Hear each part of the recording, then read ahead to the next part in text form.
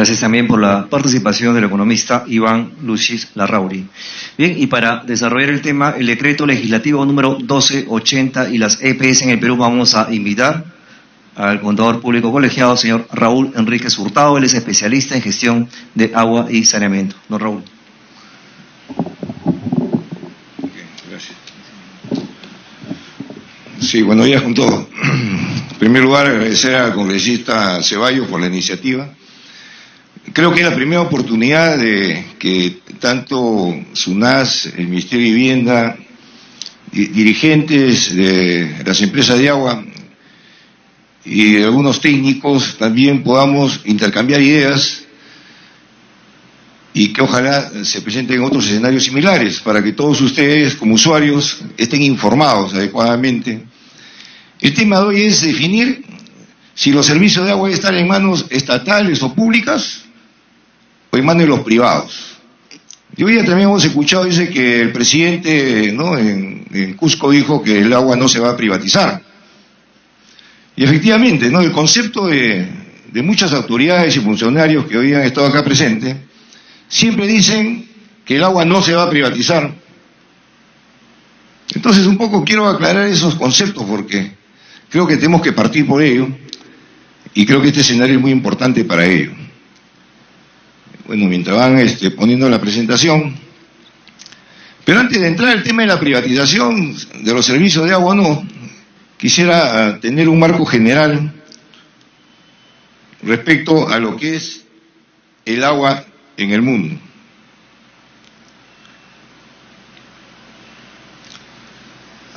A ver, mientras van instalando.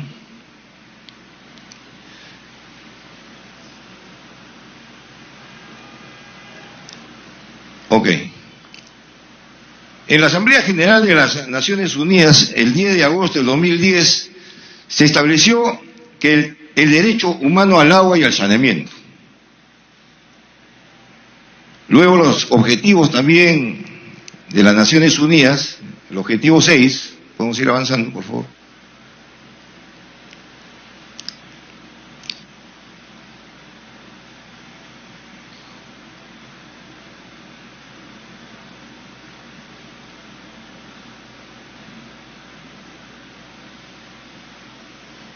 Ok. Entonces, en la Asamblea General de las Naciones Unidas se estableció el derecho humano al agua y saneamiento. Luego, en los Objetivos de Desarrollo Sostenible, se dieron una serie de indicaciones para que todos los gobiernos a nivel mundial prioricen el acceso universal a los servicios de agua potable. Y para ello establecieron muchas metas con cargo al año 2030. Siguiente, por favor.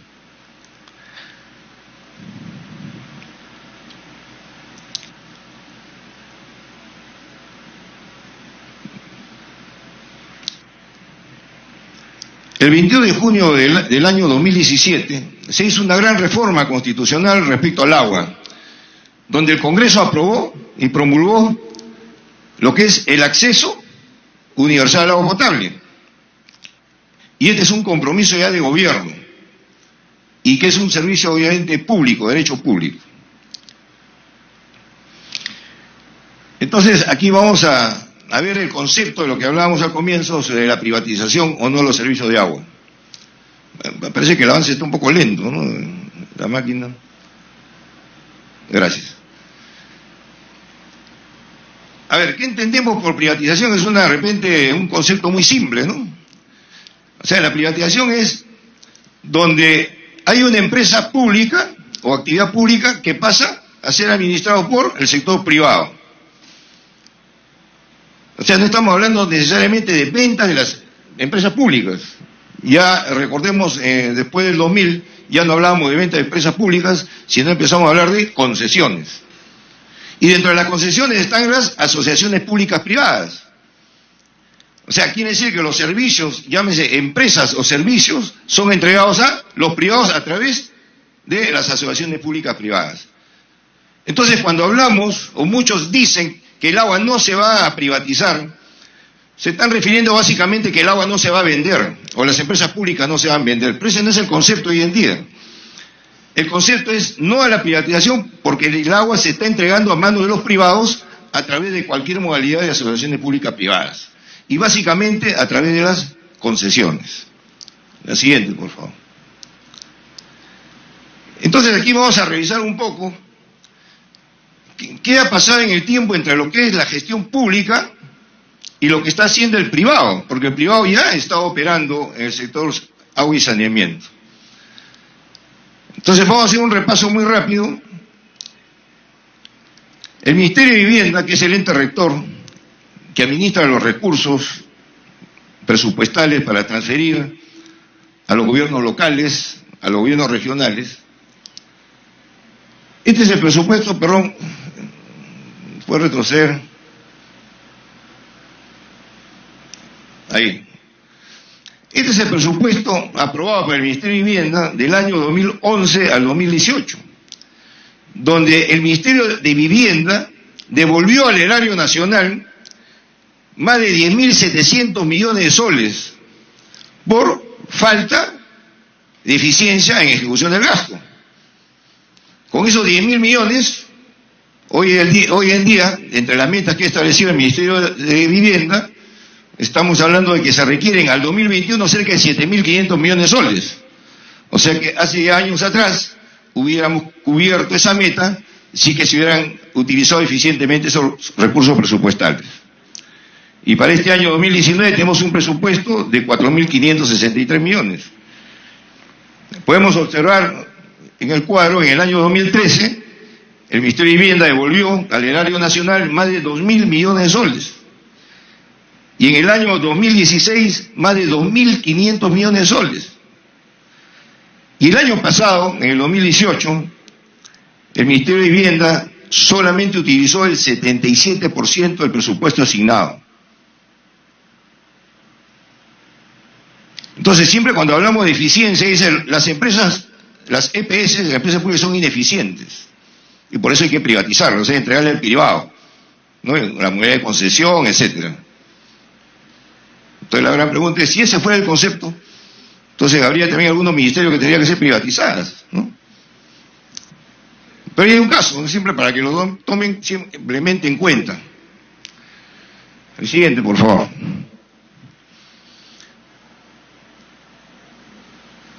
Dentro de este proceso, en la ley, el decreto legislativo 1280, que nació con la ley la 30045, se definió un sistema de intervención de las empresas prestadoras de servicios de agua potable a nivel nacional, que son a través del régimen de apoyo transitorio. Ese régimen de apoyo transitorio es una modalidad que antes tenía Indecopi para intervenir en forma concursal una empresa privada. Y el criterio era, para intervenir una EPS y no pasar por Indecopi, creamos el régimen de apoyo transitorio.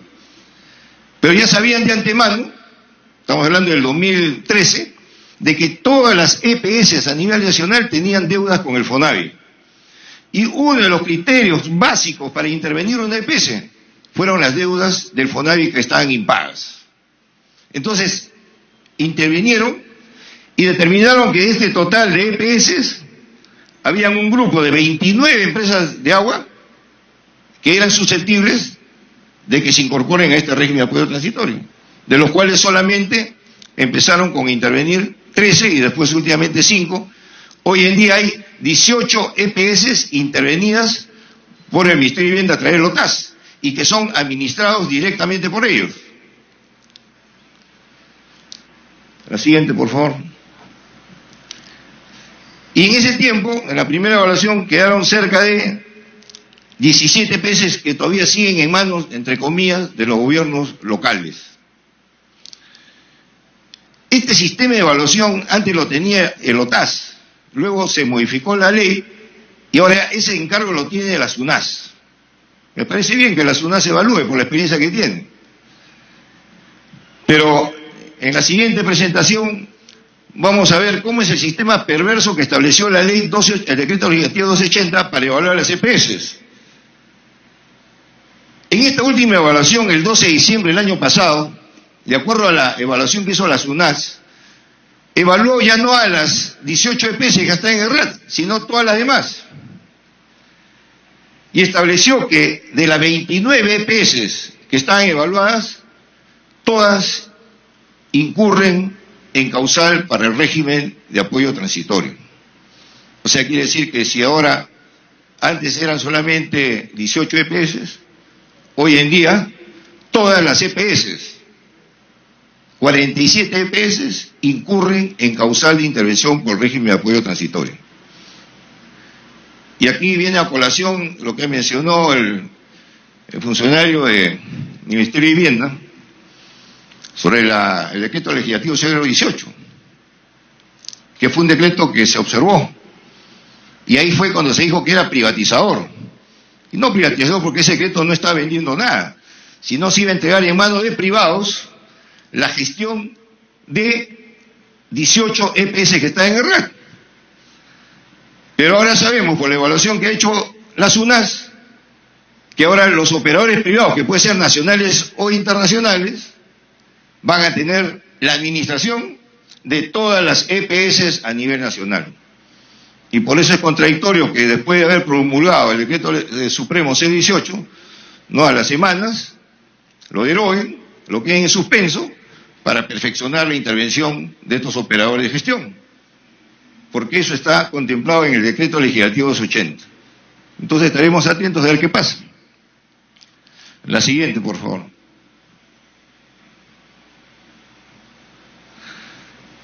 Y dentro de la evaluación que hizo la SUNAS, la primera EPS que fue intervenida por el OTAS fue la EPS de Moquegua.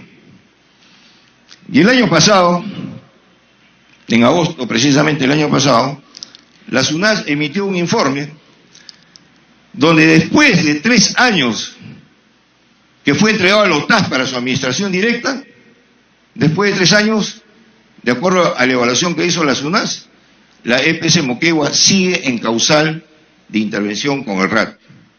O sea, quiere decir que han pasado 3 años con todo el apoyo, ¿no?, político, financiero y de gestión, todavía la empresa sigue siendo ineficiente. O sea, no hay garantías de que el OTAS, ¿no es cierto?, haga una eficiente gestión en una EPS. Entonces estamos hablando un poco cosas concretas, ¿no es cierto?, respecto a cómo ha sido el manejo hasta ahora del gobierno, del Ministerio de Vivienda, respecto a la intervención de las EPS. O sea que ahora ningún alcalde tiene el control de la EPS, de acuerdo al último informe, si es que el OTAS sí los interviene. Eso quiere decir que el OTAS pone a los directores, a todos los directores a dedo, y el OTAS nombra a dedo, ¿no?, a todos los cargos de confianza. Y lo anecdótico es de que hoy en día el presidente directorio de las 18 EPS intervenidas por el OTAS es una sola persona. El presidente directorio es el ingeniero Oscar Pastor, que es el director ejecutivo del OTAS. O sea, es una persona que es presidente directorio de 18 EPS.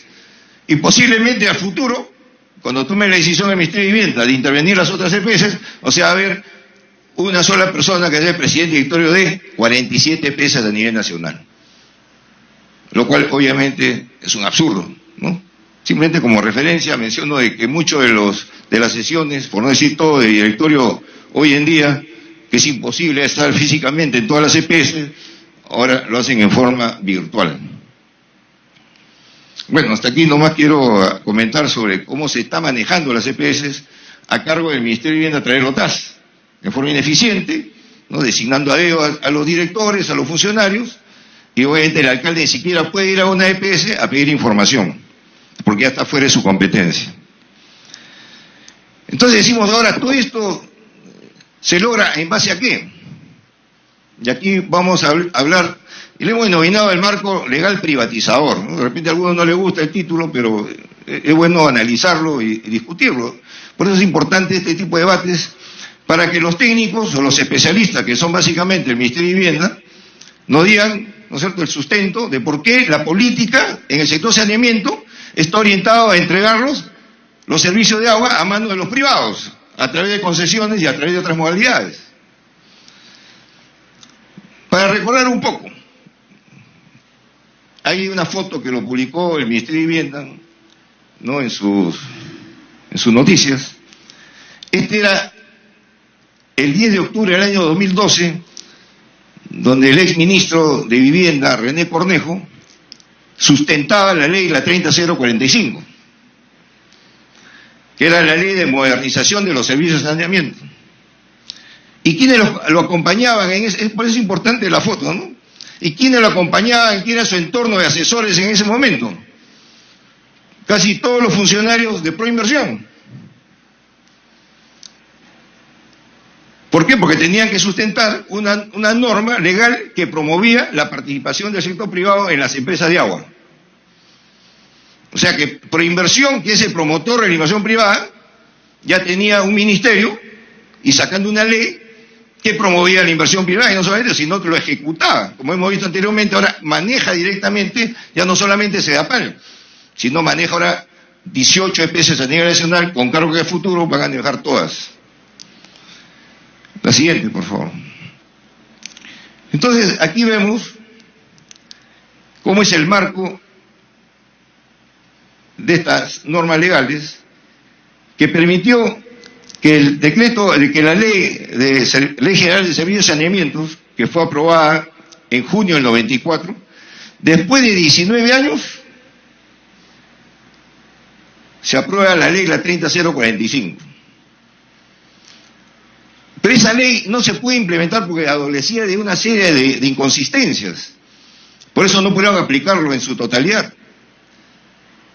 Y recordemos, y es muy importante esto, de que a raíz del rechazo de esta norma privatizadora, ¿no?, los dirigentes a nivel de los sindicatos de agua a nivel nacional suscribieron un compromiso con el gobierno del PPK, que cuando esté en campaña de la segunda vuelta, de no privatizar ni concesionar las empresas de agua a nivel nacional. Eso fue en campaña, obviamente. Pero en la delegación de facultades que le dio el Congreso, el gobierno de Peruanos por el Cambio, el 29 de diciembre de 2016 promulga el decreto legislativo 1280, que hoy en día es, por decirlo así, la madre del cordero de todo este proceso de intervención de las empresas de agua a nivel nacional, incluye SEDAPAL, que es la más importante.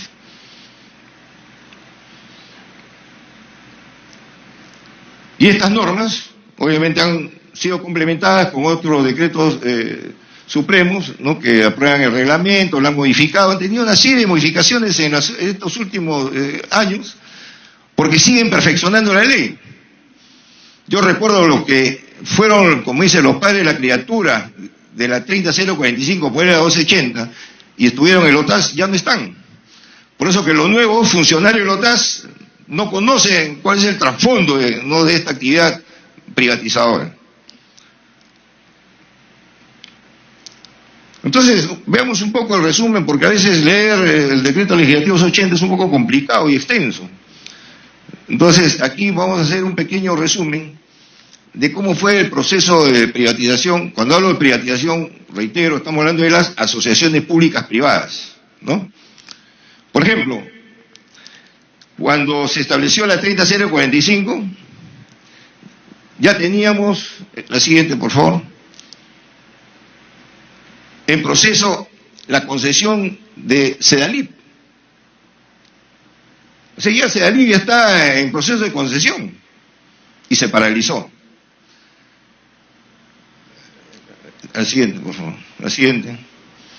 Y en este comentario, el presidente Pedro Pablo Kuczynski manifestó en Cajamarca de que se venían medidas impopulares. Y fue así que se publica el decreto legislativo 280, ¿no? La siguiente.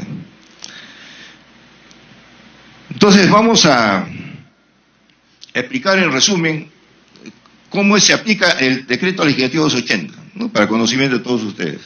Y obviamente va a estar sujeto a revisión, ¿no?, por los funcionarios posiblemente del MEF y la SUNAS. El modelo es el siguiente. Antes las EPS solamente tenían un ámbito, digamos, de acción, o su jurisdicción era a nivel... Perdón.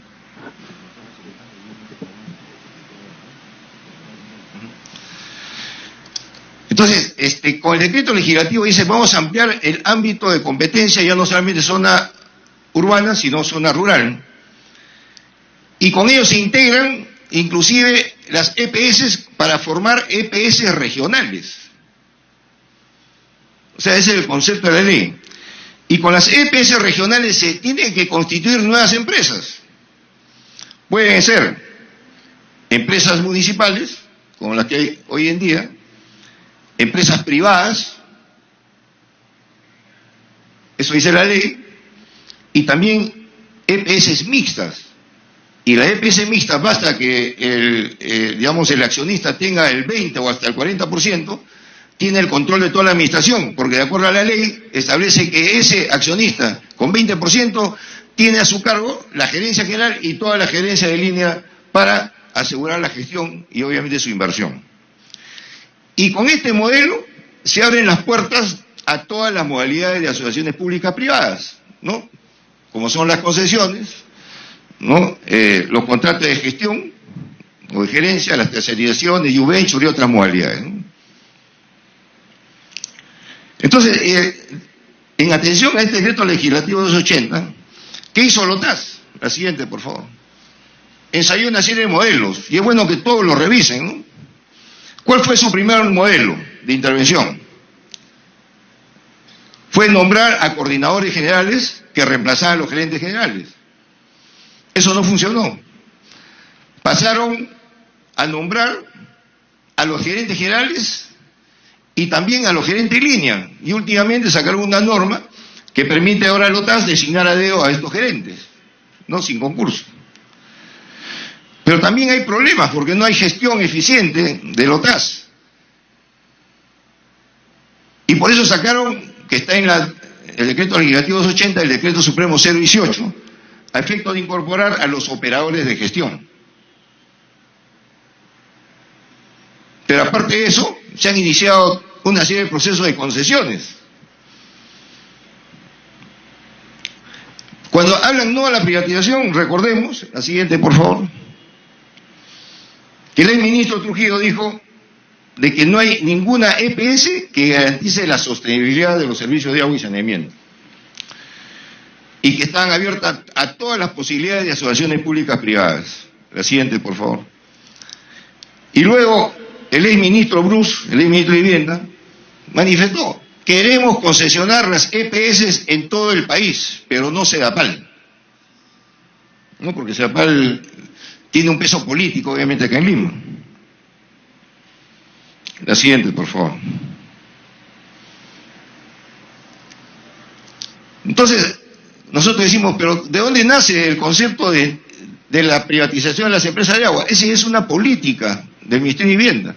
En el Plan Nacional de Saneamiento del 2016-2018, menciona entre ellos que ya se había entregado en concesión a Tumbes, y que estaba ya en proceso de concesión la EPS Grau, Sedam Huancayo, Sedalip y Emapacop. O sea, después de Tumbes venían estas. Pero por presión de la ciudadanía de los usuarios se suspendió.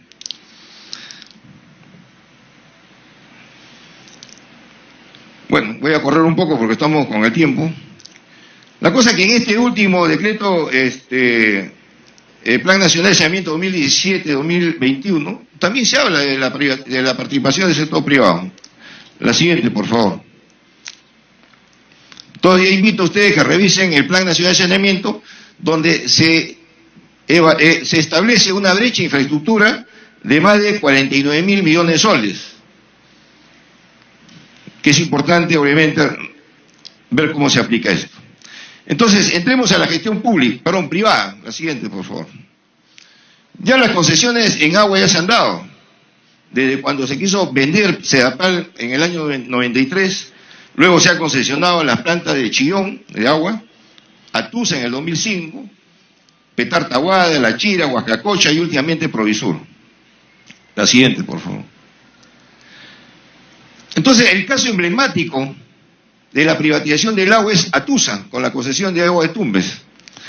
Y sabemos que esta concesión pasaron por 3 manos, por empresas de Latin Aguas Argentinas, por la empresa Agua de Manizales, colombiana, y por INASA, española. Sin embargo, después de 13 años a cargo de la concesión, esto tuvo que ser resuelto, el contrato, por capacidad financiera e ineficiencia en la gestión. Entonces hemos visto que el privado es un fracaso en Tumbes. No ha mejorado los servicios, los usuarios han reclamado, igual los alcaldes, pero sin embargo el Ministerio de Vivienda declaró la caducidad del contrato no por ineficiencia en la gestión, sino porque no pudo renovar la carta fianza, ¿no?, de 2 millones de soles, porque ya habían ejecutado una carta fianza para pagar las deudas que tenían con el KfW que el privado no pagó. Y hoy en día, inclusive los trabajadores de Atusa están impagos en sus liquidaciones. Bueno, para seguir avanzando, por favor, vamos avanzando con el tiempo. Sí. Avancemos, por favor. Bueno, estamos hablando, bueno, vamos avanzando. Lamentablemente, voy a dejarle la exposición. Queremos ver el tema de lo que es las tarifas, que es muy importante porque está presente el representante de la SUNAS. En el tema de las tarifas, se estableció un tema que es muy importante, que es la escala eficiente para determinar la integración de EPS. Y esta escala eficiente, obviamente, todavía no se ha definido si se va a integrar o no las EPS y seguimos avanzando. Sí.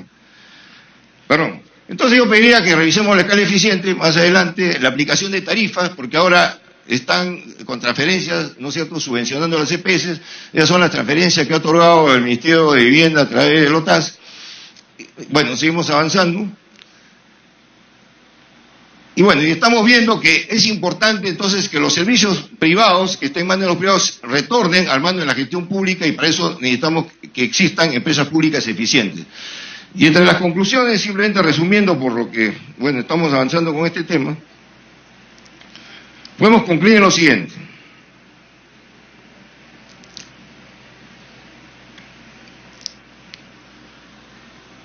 La privatización de Atusa mediante la concesión ha sido un fracaso después de 13 años. La intervención del OTAS mediante el RAT no garantiza buenos resultados, como el caso de Moquegua. La concesión de las petales y plantas desalinizadoras, ¿no es cierto?, es un gran negocio de los privados por sus incrementos tarifarios que se ha venido a futuro. La no aplicación del comparador público-privado hace que no sabemos si tenemos una empresa pública eficiente para que pueda hacerse cargo de estas concesiones o el privado. Y se inicia la privatización del agua sin haber aplicado la escala eficiente. En el caso de Tumbes, obviamente tendría que ser remunicipalizada y el sistema de evaluación del OTAS tendría que ser revisada. Bueno, con esto termino mi intervención. Disculpen el tiempo, que es largo, pero solamente queríamos dejarles estas inquietudes para que ustedes revisen si es conveniente o no la privatización del agua a nivel nacional. Muchas gracias.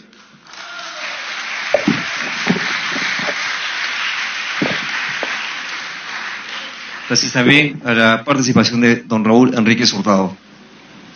Bien, y para desarrollar el tema privatización de las EPS y sus efectos sociolaborales, vamos a invitar a participar a la señora Josefina Gabriel Rosas, ella es secretaria